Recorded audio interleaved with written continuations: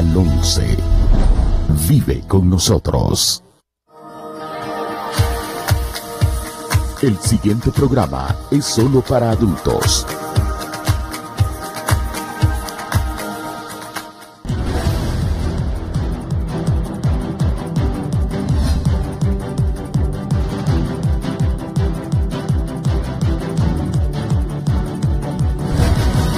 Esto es La Entrevista con Raúl Valladares.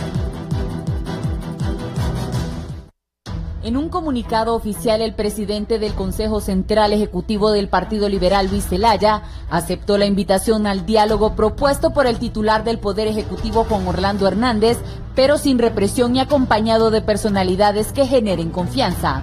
El dirigente liberal reafirmó que para garantizar el éxito del diálogo, este debe ser dirigido, convocado y acompañado por personalidades de entero crédito que generen confianza.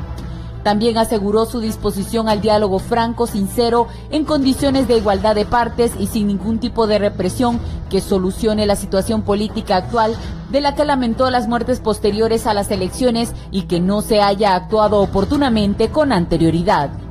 Zelaya reiteró que el pasado 22 de noviembre el Partido Liberal presentó una propuesta de diálogo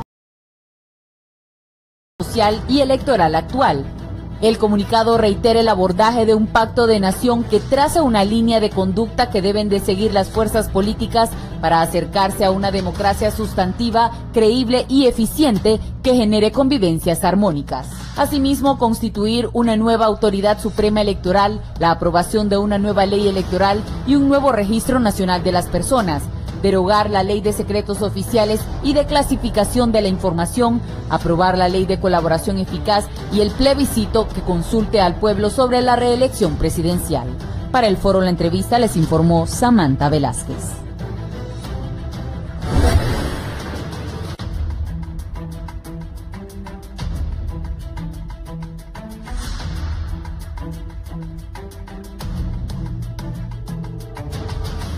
Honduras y el mundo, gracias por estar con nosotros en la entrevista de Canal 11. Saludamos a los que nos ven a través de Facebook y también a los que nos siguen a través de Centroamérica TV allá en los Estados Unidos de Norteamérica. Si usted va a salir de su casa en algún momento, puede escuchar el programa a través de Radio Visión Honduras, 90.1 en Tegucigalpa, 90.9 en la ciudad industrial del país, San Pedro Sula, en el litoral atlántico, en la 105.5 en Ciudad Puerto de Tela, Ciudad Puerto de la Ceiba, el Atlántico del país, en el centro de Honduras, en La Paz, Comayagua, Cihuatepec, el corredor central de Honduras en la 93.5 y en la cálida Choluteca en la 90.3. Usted puede seguirnos también a través de Radio Visión Honduras si en algún momento va a salir de su casa. Hoy vamos a abordar diferentes temas. El fin de semana, como ya planteó Samantha, el diálogo. El fin de semana se instala el nuevo Congreso Nacional de la República. Está con nosotros uno de los diputados reelectos por el departamento de Francisco Morazán y por la Alianza de la Oposición, a quien saludo primero a don Harry Dixon. Bienvenido, abogado, un gusto que esté con nosotros. Buenos días, licenciado Valladares, muy buenos días a todos los invitados, muy buenos días a todos los que nos están viendo, siempre es un placer estar aquí en su programa. Muchas gracias. El sociólogo y representante de la organización Honduras Primero, don Roberto Cáceres, licenciado, bienvenido. Muchas gracias, muy agradecidos en nombre del grupo, un grupo pluralista de reflexión constituido como una voz independiente para ayudar y orientar en la situación crítica que estamos viviendo. Muchas gracias. Gracias por estar acá. Don Emilio Soto, sociólogo. Buenos días, analista. Raúl. Me alegra verlo. Gracias, un saludo a los que nos acompañan en esta mesa. También está con nosotros el presidente del Comité para la Defensa de los Derechos Humanos en el país, don Hugo Maldonado. Don Hugo, bienvenido. Muchas gracias, don Raúl. Privilegio saludarlo nosotros, ¿verdad? Es un gusto. Es un gusto, correcto. Muchas gracias, licenciado Raúl. Creo que esta mañana puede ser una mañana de reflexión desde todo punto de vista por los acontecimientos que se pueden suscitar el fin de semana y esperemos de la mejor manera que sea provechoso y sobre todo que podamos aportarle a la solución del conflicto político-social que vive el país. Gracias. El doctor Omar García, él es consultor internacional en gobernabilidad, democracia y transparencia. Doctor, bienvenido.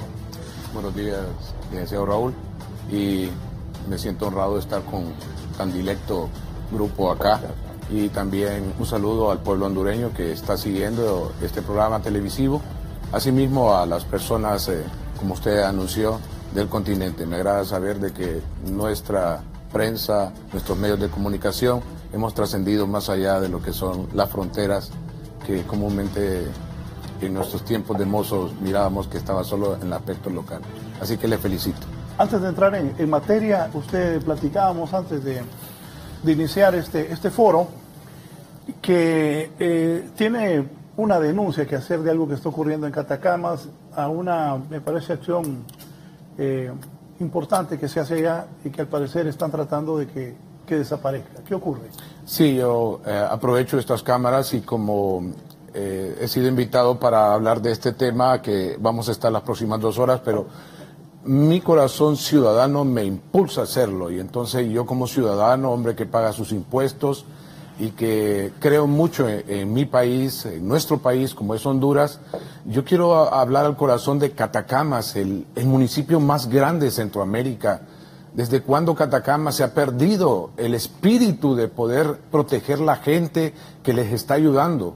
¿Cómo es posible que una oficina gubernamental, como es la DINAF, haya ido a cerrar el proyecto Compartamos Juntos? Un lugar donde se recogían niños abandonados con microcefalia, hidrocefalia, niños en estado vegetal, donde recibían amor, acompañamiento, donde nadie se los daba. Y yo quiero hacer ahorita mi voz de protesta y pedirle a todas las personas que puedan ayudar a las fuerzas vivas de Catacama, no se queden dormidos. Por favor, reaccionen. ¿Desde cuándo la luz de Catacama se apaga en estas cosas? No puede ser. Y yo le digo a don Carlos Portillo que no desfallezca, que él tiene que luchar por ese proyecto que lleva años.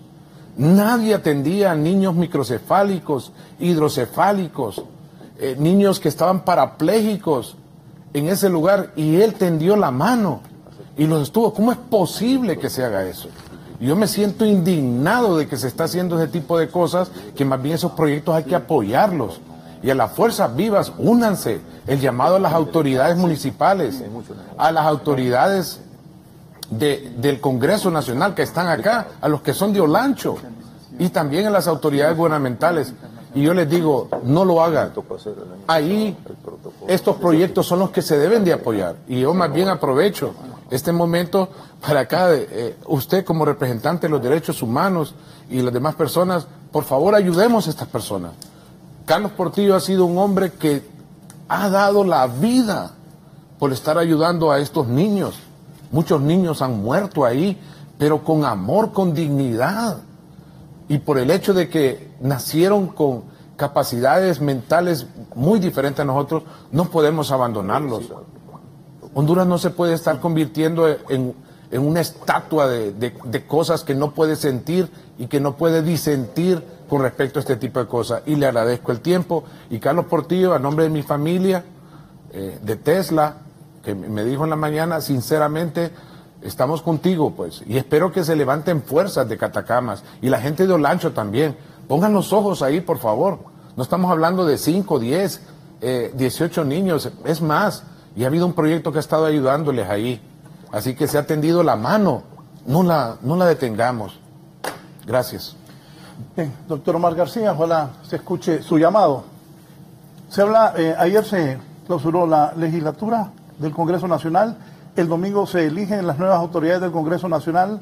Se menciona como el más fuerte aspirante al actual presidente del Congreso Nacional, el doctor Mauricio Oliva Herrera. Vamos a ver qué hará la oposición. El Partido Liberal, su presidente Luis Zelaya habló hace un par de días de que el Partido Liberal iba a buscar la presidencia del Congreso Nacional. Vamos a ver qué hacen los diputados de Libre. Eso se instala el fin de semana el nuevo Congreso. Se habla de un nuevo gabinete de gobierno. Mañana la Alianza de la Oposición tiene marchas a nivel nacional. El campeonato de fútbol de los hondureños comenzaría el fin de semana. Pero ayer cuando Marlon Mejía iba a presentar el deporte me decía, depende de qué ocurre el sábado. Dios primero, hayan protestas pacíficas.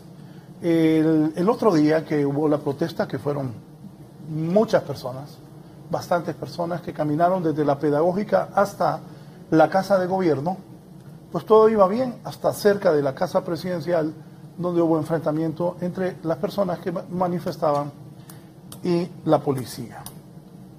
Por cierto, aquí quiero dar constancia. Yo vi a Gisela Carix, que entrevistó al abogado Harry Dixon, quien hoy ha tenido la voluntad de venirnos a acompañar al foro. Y luego a los minutos vi que el abogado estaba bañado en sangre. Son cosas que Dios primero, mañana que haya esta movilización, no vuelvan a pasar. Queremos un país en paz, que salga adelante, que los líderes políticos se pongan de acuerdo para ya superar esta crisis. Voy a iniciar por eso con el abogado Harry Dixon. Abogado, ¿qué nos dice de todos estos acontecimientos que he mencionado y otras cosas que usted considera importante que hoy, junto a usted, estos distinguidos invitados, analicen? Bueno, yo creo que hay una palabra clave aquí que llama crisis. ¿Desde cuándo estamos hablando de crisis política en Honduras? Desde hace muchos años. Hay algunos que se les olvida el 2009. Se les olvida que sacaron un presidente a través de las Fuerzas Armadas. Se les olvida que quisieron resolver esa crisis a través de unas elecciones en el marco de una represión brutal contra la gente que protestaba contra un golpe de Estado. Se les olvida que no fue la solución, que seguimos en crisis. Se les olvida que hay alguien que se está religiendo, se religió ilegalmente. Se les olvida muchas cosas. O sea, hemos estado en crisis hace años. Y siempre muchos sectores, para tapar las crisis, vienen y acuden al famoso diálogo, que yo no estoy en contra del diálogo.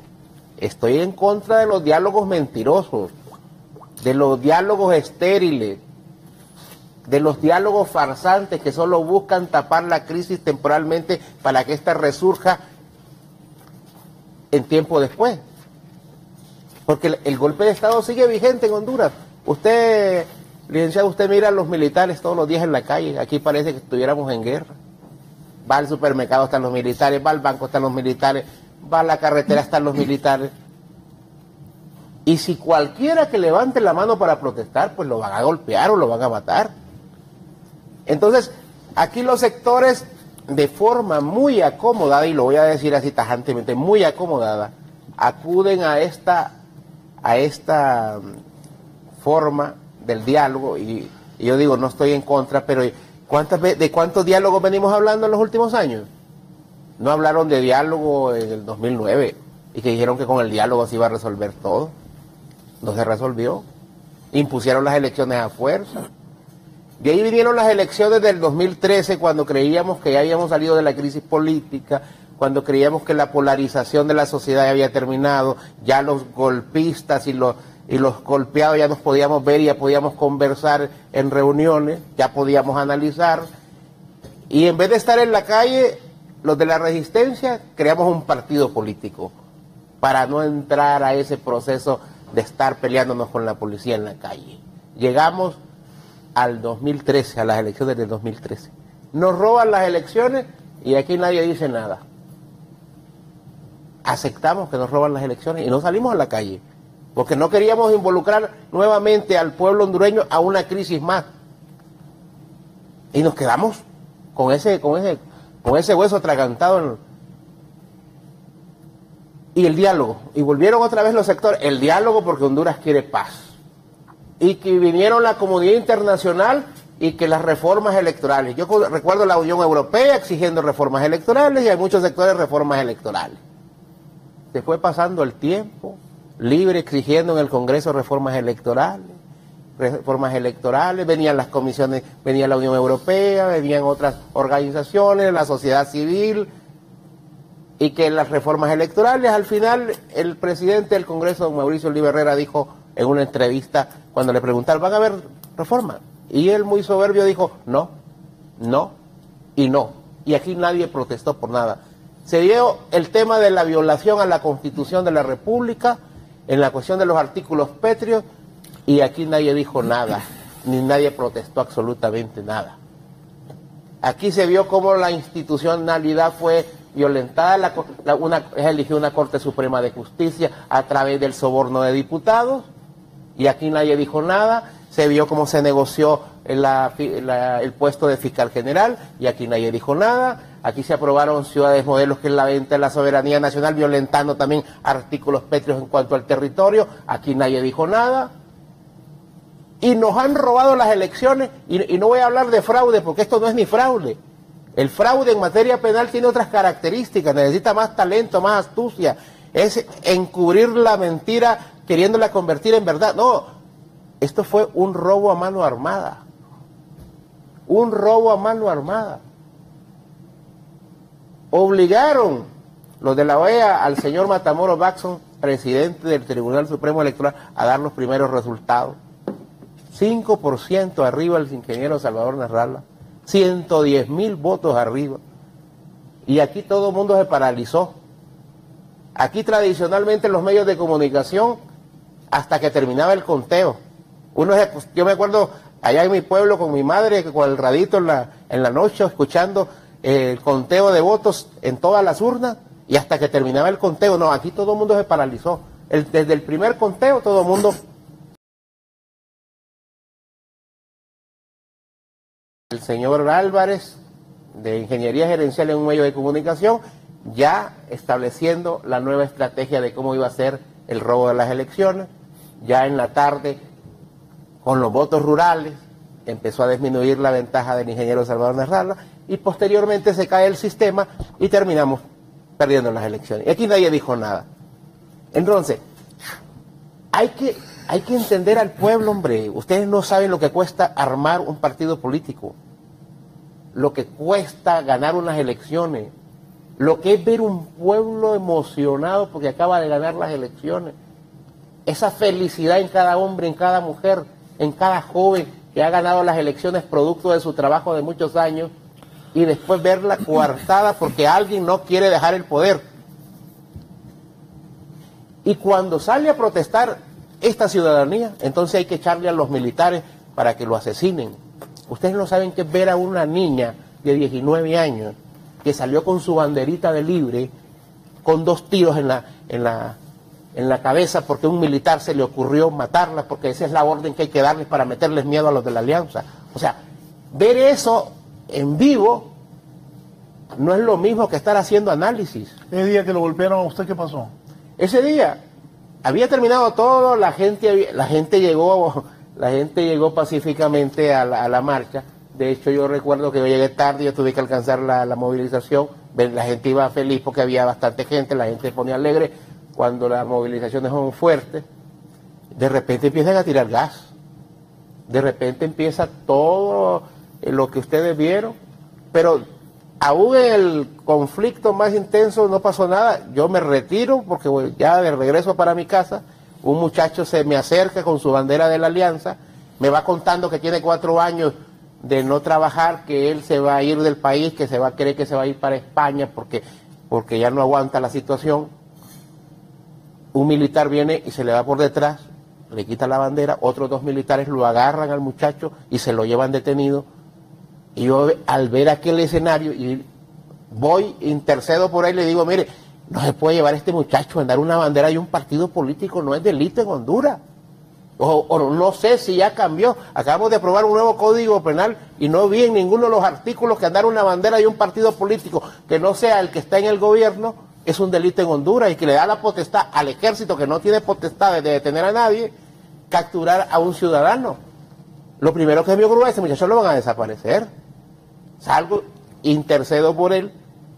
Había unos muchachos, unos militares que no me trataron mal, pero después vinieron otros violentamente. El primer golpe detrás de la cabeza. De ahí me agarraron entre todos, dijeron que me iban a llevar detenido.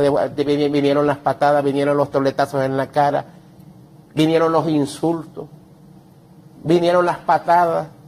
Y yo digo, esta es la Honduras que quiere dialogar. Esta es la Honduras que quiere dialogar. Mandan a estos muchachos que yo no les, honestamente, y lo digo acá, yo no les he hecho culpa a ellos, muchachos. Esos muchachos de 18 o 20 años que deberían de estar en la universidad, ¿verdad? Convirtiéndose en ingenieros, en arquitectos, en abogados, para que sean beneficio para el desarrollo de este país, pero lo hacen por necesidad de estar ahí. Y a estos muchachos les lavan el cerebro, los convierten en robots y si les dicen hay que matar, matan. Como han matado a esos 40 ciudadanos en este país que nadie tampoco ha dicho nada. Aquí el Ministerio Público se ha llamado al silencio. 40 familias enlutadas y aquí nadie dice nada, pero si quiebran un vidrio todo el mundo pone el grito al cielo. Y esas muertes, y esos muchachos, y esas muchachas que ya están enterrados, nadie quiere decir nada. O sea, no tienen ningún valor, solamente porque hay que quedar bien con el dictador, porque el dictador es el que da dinero, porque es el dictador el que nos mantiene, porque es el dictador que es el que está fuerte. Yo creo que eso no es justo. Y lo digo así, esos muchachos los mandan a reprimir, los mandan a matar, ¿verdad? Y al final van a ser ellos los que van a ir a los tribunales, porque Juan Orlando Hernández no va a estar con esos muchachos al par ahí cuando los estén enjuiciando. Pero eso es lo que está pasando. Entonces, yo quiero que me expliquen si en el marco de esta gran crisis, donde todo el mundo se ha llamado al silencio de lo que ha causado esta crisis, porque esta crisis tiene un origen. Esta crisis no la provocó el pueblo que anda en la calle. Esta crisis la provocó aquel que no quiere respetar las leyes en este país, aquel que no quiere respetar la Constitución, aquel que no quiere respetar nada y que a través del poder de las armas se quiere mantener en el poder. Entonces, siempre se sataniza al que protesta, pero nadie, o por lo menos muchos, no quieren satanizar al que provoca la crisis. Yo me acuerdo en horas de la madrugada del 27 de noviembre, cuando nosotros sabíamos que habíamos ganado las elecciones y el presidente del Tribunal Supremo Electoral no quería los resultados. A mí me entrevistaron en vivo en un medio de comunicación y yo dije, no involucren al pueblo en una crisis política más, porque yo sabía que venían muertos, porque recordé lo que pasó en el 2009.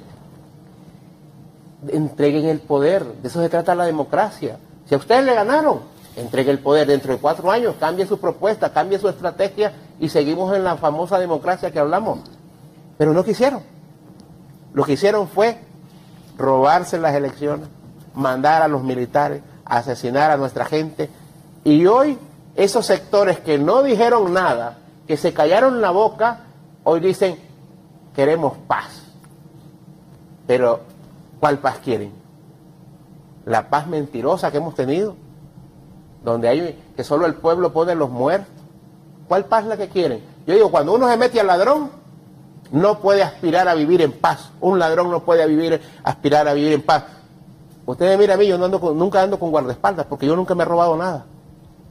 Porque me siento tranquilo con mi conciencia. Pero aquí hay un montón de ladrones en el gobierno que andan con un montón de militares, con guardaespaldas, con carros blindados porque saben lo que han hecho. Y entonces es la paz que quieren. Entonces tal vez nos explican cuál es la paz que quieren, pero una paz mentirosa yo creo que ya no la soporta más el pueblo hondureño. Antes de pasar a... Gracias, don Harry Dixon. Con don Roberto Cáceres, poneme el tweet que puso el presidente Zelaya ayer, el presidente del Congreso, Mauricio Oliva, en el Congreso ayer se retiraron a platicar. Al final el presidente Zelaya puso, en la última reunión legislativa, debe ser, junto a diputados Bartolo Fuentes, a Beatriz Valle, planteamos al Mauricio Oliva convocar a mediador internacional sin lograr ningún acuerdo. Las movilizaciones nadie las detiene, puso el expresidente Manuel Zelaya. Esto es luego de que se reunió con el presidente del Congreso, don Mauricio Oliva. Don Roberto Cáceres, usted representante de la organización Honduras Primero, ¿qué piensa de todo esto que está ocurriendo? De lo que relata el diputado Harry Dixon.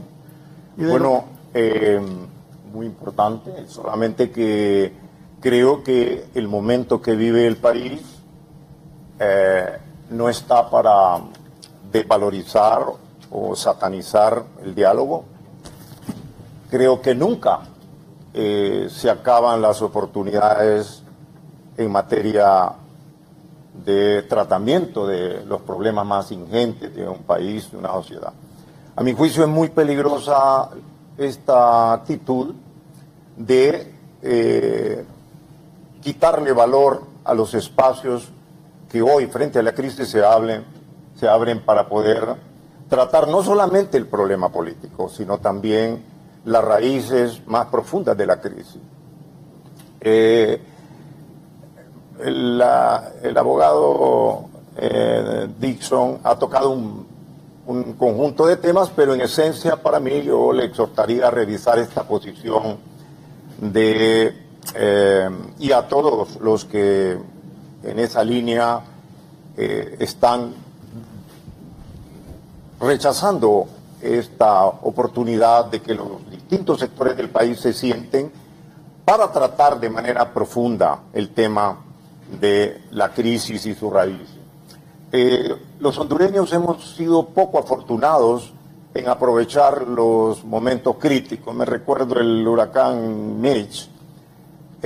Todo el mundo se pomponeaba el pecho respecto a los factores que ocasionaron, los factores humanos y sociales que ocasionaron el tren. Fuimos incapaces, trabajamos en reconstruir la parte de cementos, puentes, pero reconstruir los problemas que habían originado o facilitado el golpe que nos dio la naturaleza, eso no se trató. Inclusive se llegó a construir de nuevo el Ministerio de Educación en el lecho del río Choluteca. Sí. Hoy no construyamos sobre el lecho del río Choluteca político que tenemos. Ahí circula mucha cosa hedionda en ese río, ¿no? Entonces, yo veo que es muy peligroso todo esto. El manejo de doble lenguaje para mí es fatal. Yo tengo muchos amigos en todos los sectores y me llena de enorme sufrimiento ver cómo está llena todas las redes sociales de vituperios, de acusaciones, muchas veces sin fundamento, generando un clima de odio. Porque una cosa es hablar de la paz y otra trabajar por la paz. Eso es muy diferente.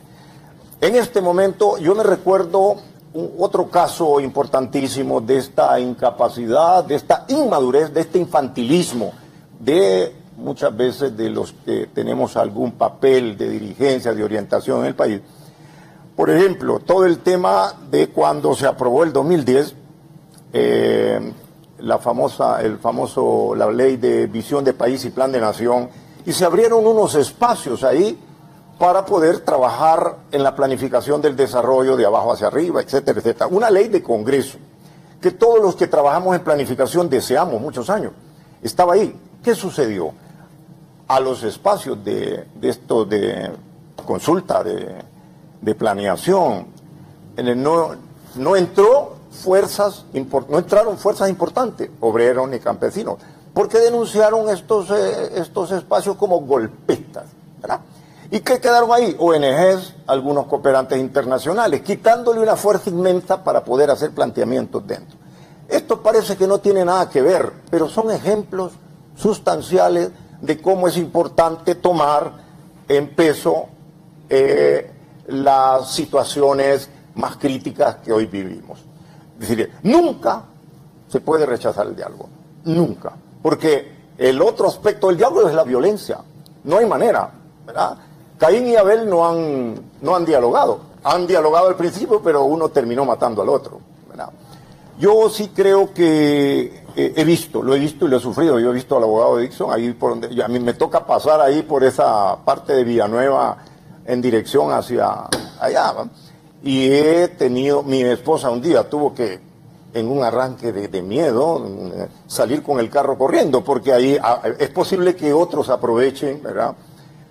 Hay un tremendo problema en la raíz de los problemas, y es una cosa que ameritaría un foro especial para tratar el tema de la inequidad, el tema de la inequidad social. Nosotros somos un país que tenemos, en los últimos 30 años no se ha movido el tema de la desigualdad.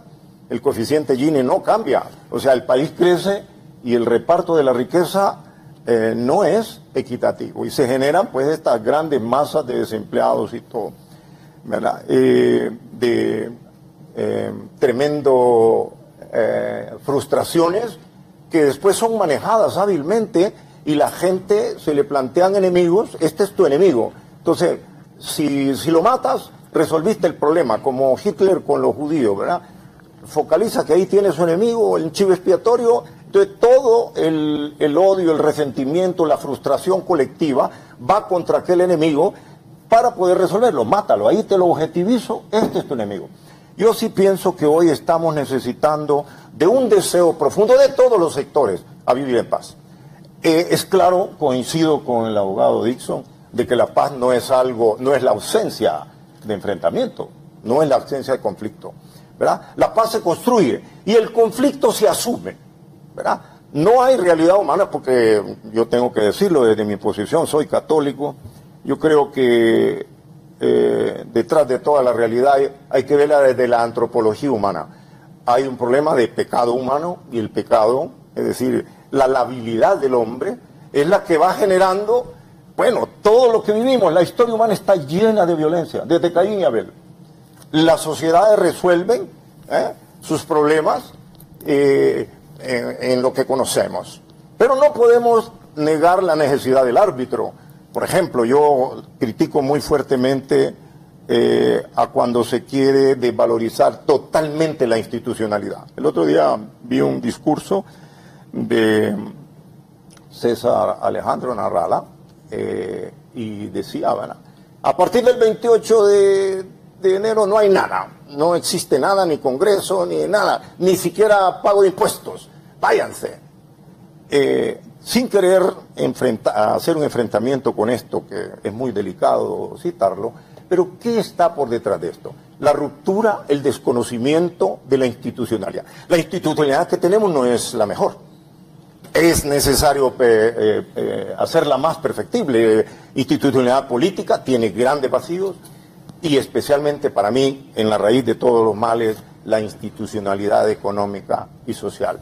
Porque en la raíz de todo esto está el problema del derecho que tienen todos los hondureños a tener trabajo, a tener un medio de vida, a vivir en paz, con seguridad.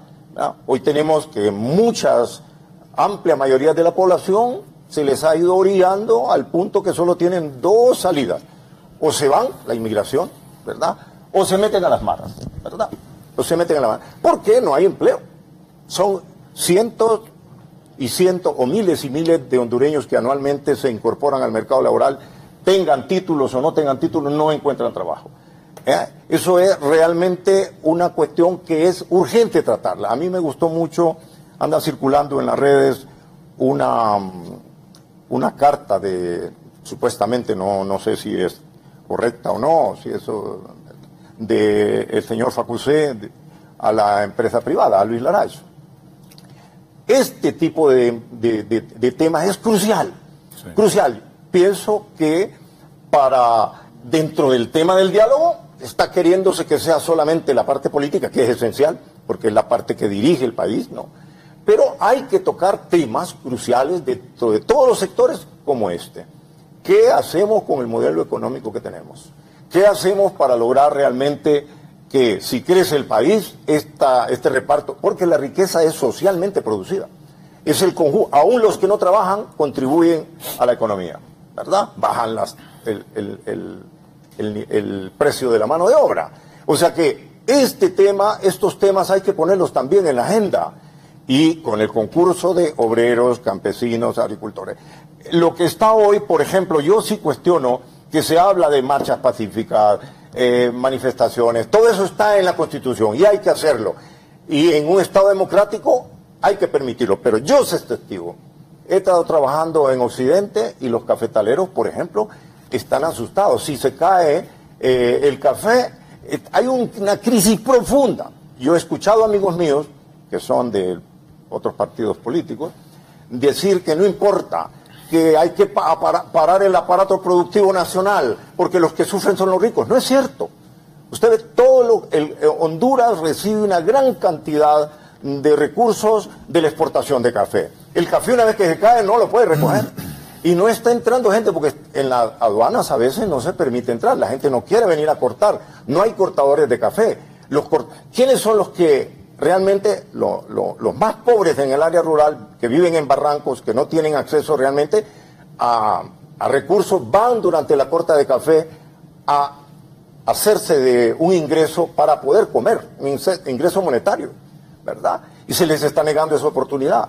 Bien, yo no quiero hacer un discurso de acusaciones y contraacusaciones. A mí me parece que el tema de este foro esencial es diálogo, cómo y para qué. Yo pienso que eso es esencial. Una apología del diálogo no por el diálogo mismo, sino porque es importante hablar. Si yo me recuso a hablar, estoy negando al otro, estoy matando al otro. Y esto de todos los sectores. Porque he escuchado, tengo muchos amigos que me dicen, oyendo un poco también el discurso del abogado Yari Dixon, dice, bueno, mire, estos son trampas, son mentiras y todo, pero es importante dialogar. Cuando la gente no dialoga, sale el palo, sale el garrote, sale la violencia. Una cosa para finalizar, dice que quería referirme a esa palabra que creo que hay que darle vuelta, decía el abogado Dixon, que hay un gran silencio. Yo creo que lo que hay es un exceso de palabras, ¿verdad? En las redes y todo, donde la gente no sabe conversar, no sabe dialogar, porque no reconoce la existencia del otro. Es decir, todo el tema electoral, toda esta cuestión que se está hablando, recuerden, estamos hablando muchas veces, algunas partes, en nombre de la totalidad. Y siempre los partidos, por su propia parte, son partidos, son una parte. La totalidad es Honduras, y Honduras es primero, por encima de todas nuestras posiciones políticas, de toda nuestra visión científica, el país es primero. Entonces, antes de hacer un daño, hay que reflexionar, porque el país le está haciendo un daño enorme. Bien. Gracias. Licenciado Roberto Cáceres. Don Hermilio Soto, ¿qué piensa usted? ¿Qué luces le da a la población previo a los acontecimientos? Bueno, a lo que ha pasado, como bien dijo el abogado Harry Dixon, desde el 2009, no pasaron ni 10 años cuando estamos en otra crisis política y lo que está por venir. Bueno, muy buenos días. Sí, a mí me parece que el país está viviendo los dolores del parto de un proceso de cambio, de transformación, que todavía no logramos aterrizar. Sobre estos dos grandes temas que se han tocado acá, diálogo, Congreso Nacional, efectivamente ayer cerramos una legislatura, y si nosotros le damos una mirada rápida a estos 4 años de esta legislatura, nos vamos a encontrar que según el monitoreo y la medición de desempeño que hacen algunas instituciones como Democracia Sin Frontera y el POSDE, reportan que ninguno de los diputados de esta legislatura alcanzó el 60%, que apenas 3 alcanzaron el 50%, que 15 de ellos tienen 0%, o sea que no se les conoció la voz en el Congreso Nacional, y que apenas 23 alcanzaron un promedio de 23 iniciativas y mociones en el Congreso Nacional. Entonces tenemos un Congreso Nacional realmente que no está a la altura de lo que requiere el país. Y esto, digamos que son como una visión cuantitativa de lo que es el desempeño de estos diputados, que les pagamos un sueldo que realmente ni siquiera se ganaron el sueldo que nosotros pagamos con los impuestos. Si nos vamos un poco más a lo cualitativo, a mí me parece que hay elementos importantes. Por ejemplo, necesitamos adecentar el Congreso Nacional. El Congreso Nacional es una olla de corrupción, realmente, ¿no? Aquí en estos foros, aquí se ha dicho cómo se negocian, cómo reciben dinero, etcétera. Entonces creo que hay que adecentar ese poder del Estado. No sé cómo lo podemos hacer. Hay que mejorar su desempeño realmente. Ese Congreso Nacional debería tener un centro de investigación y estudios legislativos altamente calificado ahí para que haga investigación, para que asesore a los diputados, para que genere propuestas, para que interprete la problemática, las aspiraciones y las necesidades de la ciudadanía. Pero realmente es un Congreso Nacional empírico, realmente ahí no hay calidad realmente, ¿no? los diputados, como son la representación popular, bueno, lo importante es que tengan el respaldo de la gente, pero deberían de tener asesores, personas que los asesoren. Y a veces ahí se nombran asesores que son activistas políticos. Debe ser gente que ayude a que estos diputados tengan un mejor desempeño. Yo creo que hay que superar esa gestión legislativa que se caracteriza por ser clientelar y asistencialista, de andar regalando pequeñas cosas a la gente para que la gente me dé el voto los próximos 4 años. Me parece que eso no sirve.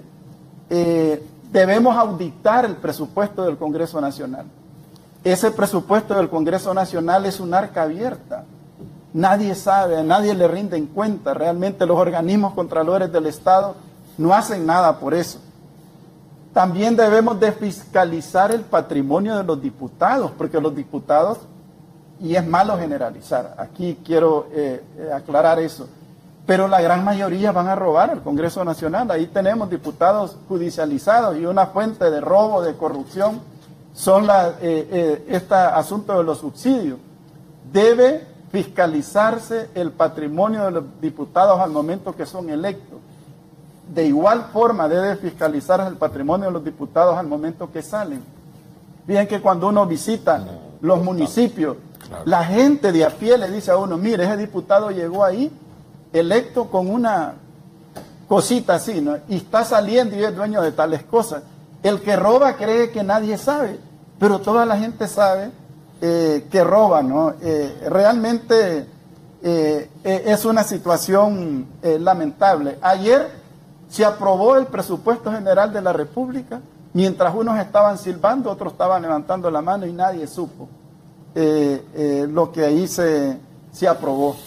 Entonces en el Congreso tenemos diputados que tienen un estilo como muy individual. Debemos de pasar de una gestión individual a una gestión de colectivos parlamentarios, de colectivos partidarios realmente.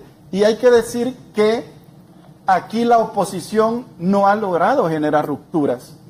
Yo he tenido expectativas y platico con la ciudadanía tiene expectativas de que la oposición gestione, que haga una gestión parlamentaria, una gestión legislativa diferente a la que hacen los partidos tradicionales. Por ejemplo, qué interesante sería que la oposición se organizara de tal forma que consultara con la ciudadanía, que construyera iniciativas con la ciudadanía, que las discutiera con la ciudadanía. Sería más importante que la oposición se propusiera llevar una iniciativa al año y que salieran 4 iniciativas, pero iniciativas discutidas con la ciudadanía, ¿verdad? Consultadas con la ciudadanía, que al momento que el diputado llega al Congreso y le niegan la palabra, no sacar el pito, sino que llevar la gente, que se movilice y que apoye esas acciones. Ahí estaríamos hablando de un esfuerzo de construcción de ciudadanía realmente distinto, pero la oposición se ha quedado corta. Una idea que decíamos en algún momento en pláticas con amigos, una estrategia de 60-40, 60% del tiempo, los recursos y las energías consultando con la gente, acompañando a la gente, construyendo con la gente, y 40% en el hemiciclo legislativo. O organizarse de tal forma que los suplentes van a ir en procesos de consulta y acompañamiento de la ciudadanía y los propietarios van. Pero tratar de hacer algo distinto, pero no vemos que eso sea distinto. Por ejemplo, en la reforma electoral yo no veo diferencias entre la oposición y el partido de gobierno, porque ambos su planteamiento era el control de las instituciones electorales. Entonces, esa no es la reforma que necesita la democracia hondureña, esa es la reforma que necesitan los partidos políticos. Y aquí hay que decir que yo creo que quien tiene el planteamiento más avanzado sobre la reforma electoral es precisamente Luis Zelaya, ¿no? El Partido Liberal, que dice que salgan los partidos políticos. Y la oposición no se desmarca, no genera rupturas, critica que la Corte Suprema de Justicia esté controlada por los partidos tradicionales, pero negocia para constituir el Tribunal Superior de Cuentas o la política